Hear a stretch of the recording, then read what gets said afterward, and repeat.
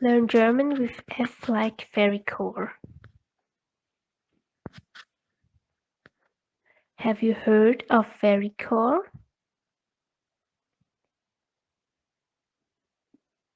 Hast du von Fairycore gehört?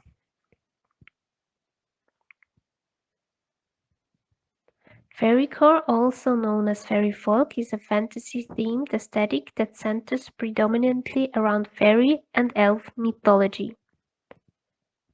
Fairycore, auch bekannt als Fairy Folk, ist eine Fantasieästhetik, die sich vor allem um die Mythologie der Feen und Elfen dreht. Visuals include nature, soft pastels, butterflies, magic, flowers, soft animals like bunnies, and the vibe of springtime.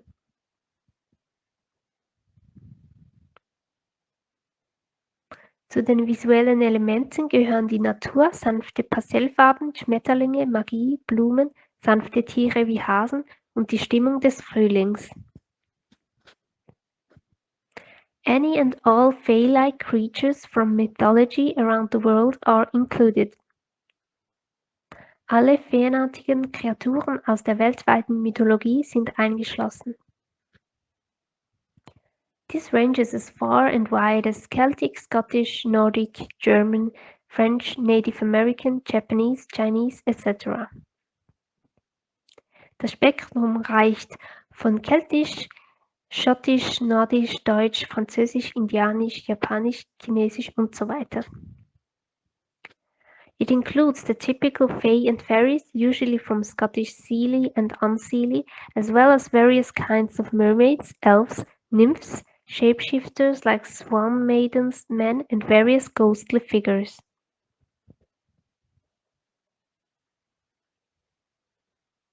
Dazu gehören die typischen Feen in der Regel aus dem schottischen Seelie und Unseelie sowie verschiedene Arten von Meerjungfrauen, Elfen, Nymphen, Gestaltwandler wie Schwanen, Mädchen, Männer und verschiedene geisterhafte Gestalten.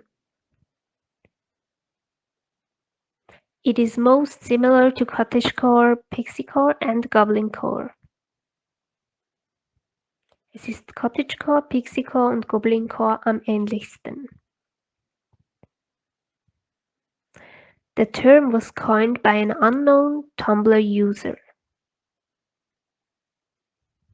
Der Begriff wurde von einem unbekannten Tumblr-Nutzer geprägt. Most of the pictures are made of beautiful dresses in forests or gardens. Die meisten Bilder werden von wunderschönen Kleidern in Wäldern oder Gärten gemacht. What do you think about this aesthetic? Was hältst du von dieser Ästhetik?